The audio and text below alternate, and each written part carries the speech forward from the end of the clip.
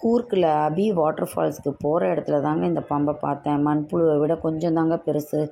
பார்க்க அழகாக இருந்தாலும் பயமாக இருந்துச்சுங்க ரொம்ப. எங்கள் பையன் அந்த பக்கமாக தான் போனான். நான் தான் என்னவோ நெளிகிற மாதிரி இருக்கேன்னு தள்ளி நின்று பார்க்கும்போது இது பாம்புங்க. அதனால் அழகு இருக்க இடத்துல தாங்க ஆபத்தும் இருக்கும். இது மாதிரி நம்ம இயற்கை காட்சியை பார்க்க போகும்போது ரொம்ப கவனமாக போங்க. இது கண்ணுக்கே தெரியாது. இது மாதிரி சில விஷ ஜந்துக்கள்லாம் இருக்கும். அதுலேருந்து குழந்தைங்கள நம்ம தான் கவனமாக கூட்டிகிட்டு போகணும்.